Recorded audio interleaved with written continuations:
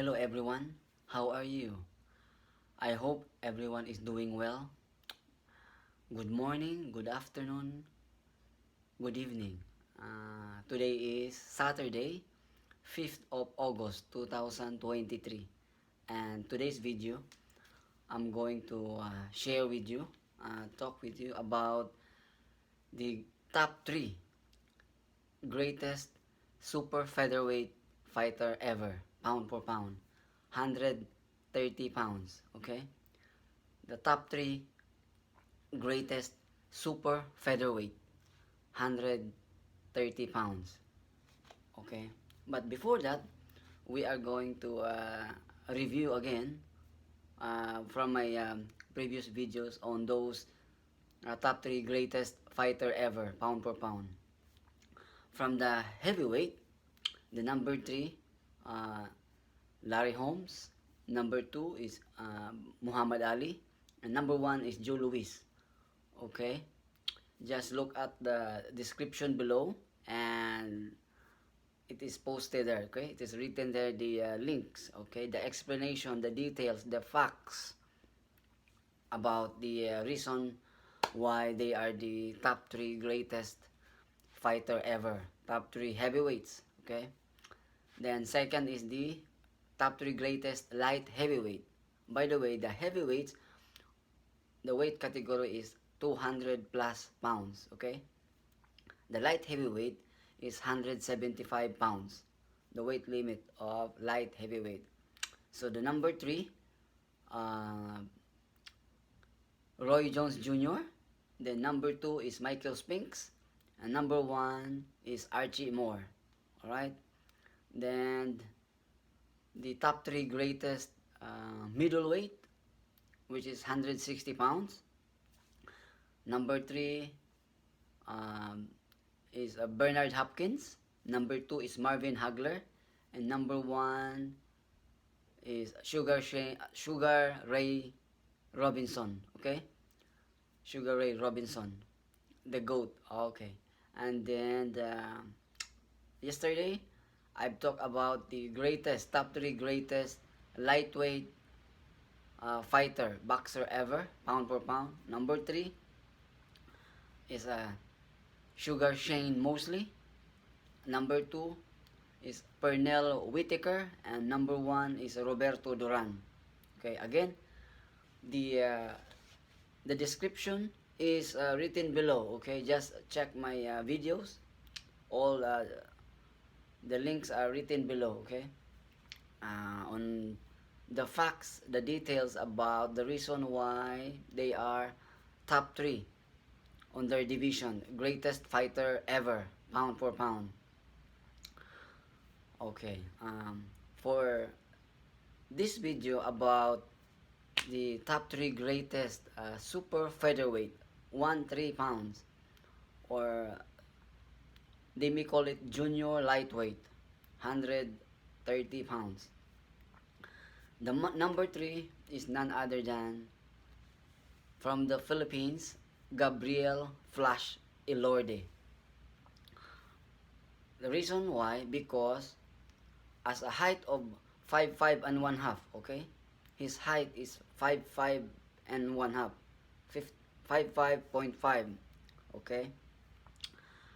He did 10 title defenses, okay? When he won the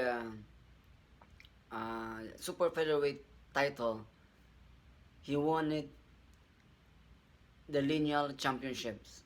He beat the man who beat the man. Alright? That is Gabriel Flash Elorde. Okay. 10 title defenses of his height 5 feet 5 inches and 1/2. Okay. The number 2 is Azuma Nelson. They call it the Professor, from Accra, Ghana, Africa. His height is 5 feet 5 inches, 5'5". Okay? And he defended his title, super featherweight title, 11 times. So Gabriel Flash Elorde defended his title 10 times. Azuma Nelson defended his title 11 times. Okay? And the number one super featherweight greatest fighter ever is none other than Brian Mitchell. Brian Mitchell is 5'6". His height is 5 feet 6 inches from South Africa. Okay, and he defended his titles 12 times. 1-2. 12 title defenses. That's how great Brian Mitchell was back then. At his height of 5 feet 6 inches. Super featherweight. Now the questions would be like this. How come the names of those other super featherweight legends, for example, Floyd Mayweather. Floyd Mayweather did 8 title defenses consecutive, right? Undefeated, right? And he was the lineal champion because he beat the lineal champion Genaro Hernandez. Yes, why not also Genaro Hernandez? The only loss is to Floyd Mayweather at 130 and also 147 against Oscar De La Hoya. And yeah, Genaro Hernandez defended his title 11 times. Genaro Hernandez. Yeah, 11 times. And why not also Alexis Arguello? Alexis Arguello, he defended his title, if I'm not mistaken, 9 times. 9 times. So, why not him? He's also one of the, and of all those names I mentioned, only Genaro Hernandez is not yet in the Hall of Fame. Is not yet inducted in the International Boxing Hall of Fame. While Floyd Mayweather Jr., Alexis Arguello, and of course Manny Pacquiao is one also greats in super featherweight, is not part of my top 3 greatest super featherweight fighter. As I've said again, the pound for pound greatness or greatest, there should be 2 categories. The first category is a fighter or a boxer did an extraordinary / above and beyond achievement. While Floyd Mayweather is undefeated of 50-0, of his 130 pounds, his 8 title defenses will not go beyond against the record of Azuma Nelson or Brian Mitchell or Gabriel Flash Elorde. Same with Manny Pacquiao. Manny Pacquiao defended his title 5 times.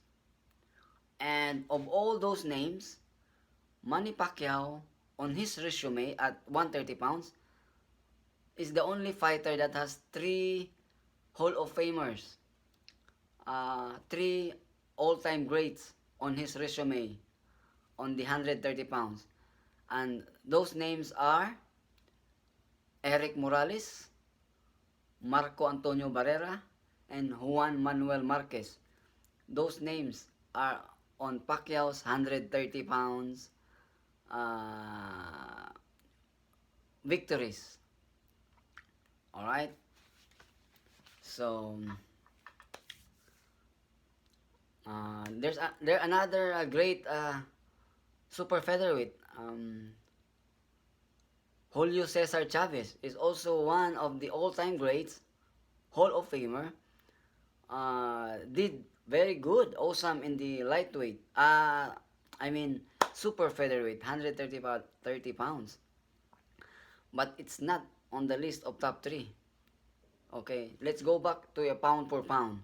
The second category is, he is a crowd pleaser. A fighter should be a crowd pleaser, meaning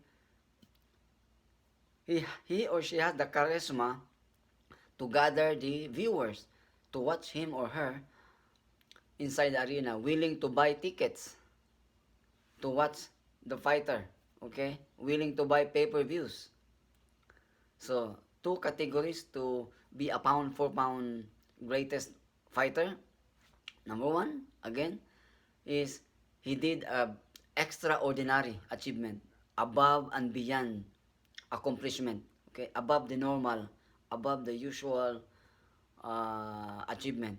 Okay, and the second one, he or she needs to be a crowd pleaser, because boxing or any combat sports, MMA, it is a prize fighting, meaning people is going to watch, to pay to watch your fight. So these people, viewers, fans, would like to be entertained. They want to be entertained. They want to be excited. So a pound for pound great should be an exciting fighter to be watched. Alright? That's the categories. Two categories to be named as a pound for pound greatest or greatness as a fighter, a boxer. Alright? So, based on my previous videos, the heavyweight, light heavyweight, middleweight, and lightweight, and this time is my 5th video on the top 3 greatest super featherweight, 130 pounds. Okay, please don't forget to comment down below whoever your whichever name or legends or greats in your 130 pounds. Okay, top 3, and explain why. Because on my videos, on these videos, we are basing on facts. We are not basing on opinions. Yes, pound for pound is subjective. It is subjective, yes, but it should be factual. Okay, factual. It should be on record. It should be on record. We base on facts, data, records, and then we compare it to other grades on those division. Like this video, we are talking about 130 pounds, super featherweight. Whoever the legend, all-time great fighter at 130, who did an extraordinary achievement, who did an above and beyond accomplishment at 130 pounds. Okay? That should be based on facts, based on data, based on records. We are not basing on opinions. Not because, oh, this fighter Alpha is more talented. The fighter Bravo is not so skillful. No. Those are just opinions. We should be basing on factual, facts, data, records. Okay? And then, the opinions will not count. It doesn't make sense because it's your opinion. If your opinion, fighter A is more pure boxing defensive fighter and you don't like the aggressive fighter, that's the opinion. But we are basing on records. Floyd Mayweather, yes, undefeated, 8 title defenses on his 130 pounds.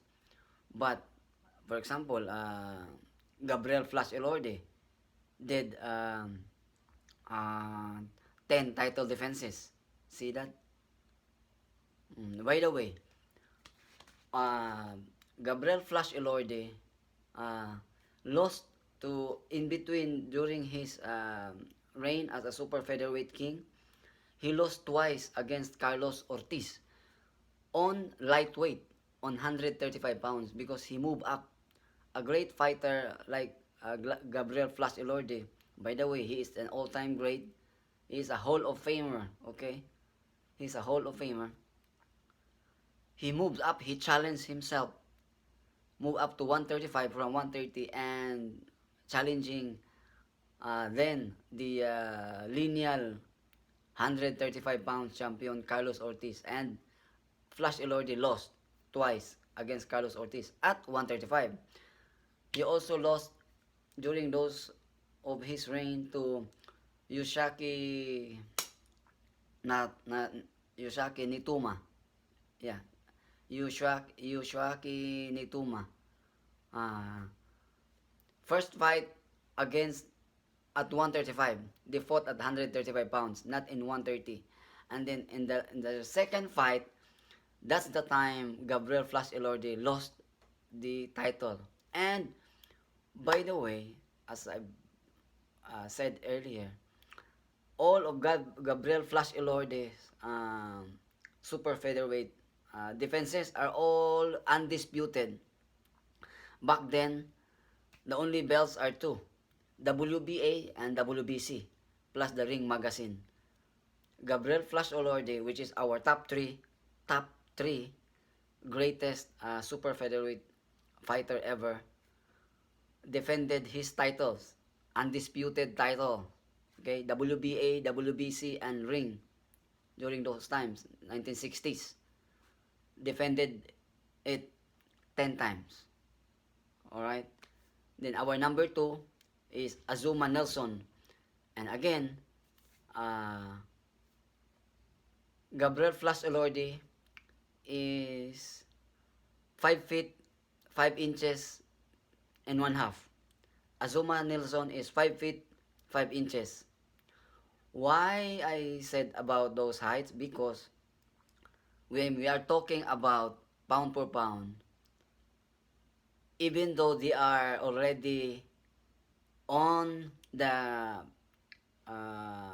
lower side, they challenge themselves to become greats. They risk the record. They are not scared to lose, even though they are smaller compared to their opponent. They are willing to risk their record just to prove themselves to be greater. Not because this is bigger and this is smaller will always beat. No. Greatness should be beyond the normal. Should be beyond the usual. That's how we name a person or an organization greatness. Okay? Greatness is measured through adversity.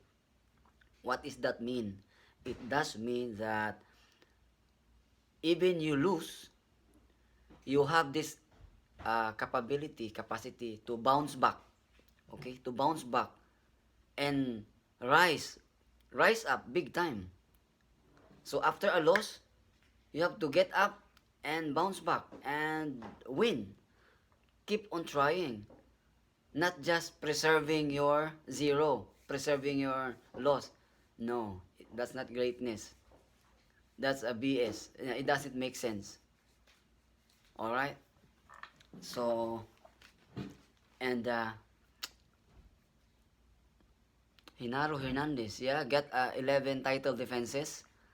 He was 2 times WBC, 130 pounds, but it's not included. Okay, I just point his name because he is one of the all-time greats in 130 pounds. But the thing is, Genaro Hernandez, until now, he was not yet inducted in the International Boxing Hall of Fame. That's the big problem of him. And he died already. And by the way, about Genaro Hernandez, that's the first name on Floyd Mayweather's resume. Floyd Mayweather Jr. beat Genaro Hernandez for the WBC and the lineal way back October of 1998. During that time, 1998, Manny Pacquiao from the Philippines won his first world title against Chatchay Sasakul in Thailand, December of 1998. So Floyd Mayweather Jr., an American Olympic medalist living in America, get a world championships in 1998, while Manny Pacquiao from the Philippines, a third world country, got his world title championships in the same year, 1998. WBC and lineal 112 pounds flyweight. That's Manny Pacquiao. That's how great Manny Pacquiao is. Alright? What else? And also, yeah, Chavez, Julio Chavez Sr., of course, one of the all-time greats in 130 pounds. But we did not include him in the top 3. Yeah.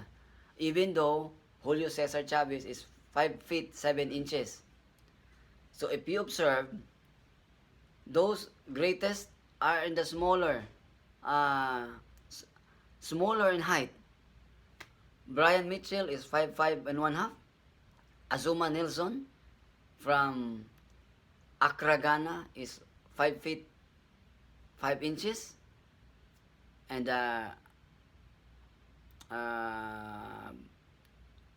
Brian Mitchell is 5 feet 6 inches. Gabriel Flash Elorde is 5'5" and 1/2. Alright. Julio Cesar Chavez is 5'7". And Chavez defended his title 9 times. If Floyd Mayweather Jr. defended his title 130 pounds 8 times, Julio Cesar Chavez defended it 9 times. But we did not include them on the top 3. How much more Manny Pacquiao? Yes, Manny Pacquiao only defended his title WBC for 5 times, but he is the only of all those names I mentioned. Only Manny Pacquiao on his resume. There are 3 all-time greats, Hall of Famers there at 130 pounds. Remember, 130, we are talking about super featherweight, 130 pounds. And those names are Eric Morales, Marco Antonio Barrera, and Juan Manuel Marquez. But still, we did not include Manny Pacquiao on the top 3 greatest super featherweight. Because we are basing on facts. We are basing on data, record. We are not making this through opinion only. No. Opinion doesn't make sense. It's a BS. It should be based on data, based on facts. We should practice honesty. Okay? Truthfulness. Okay? On a side note, I'm sure you already heard or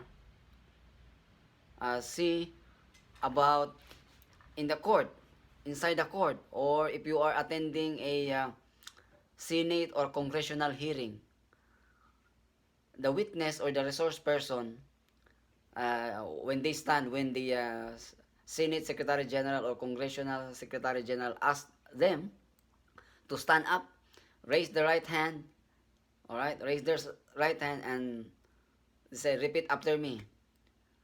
I swear to tell the truth, the whole truth, and nothing but the truth. So we should be practicing truthfulness. Okay, we should be honest. Not because we are fun with the fighter, we are already clouded with our decision or our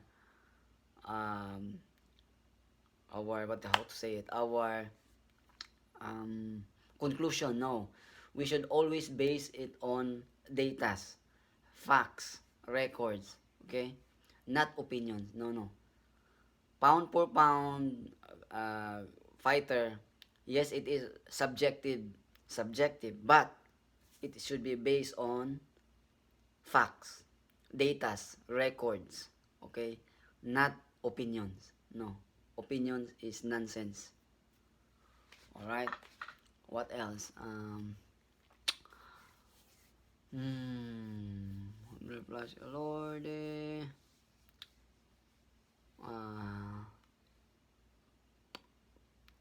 Alexis Arguello. Alexis Arguello is also one of the all-time super featherweight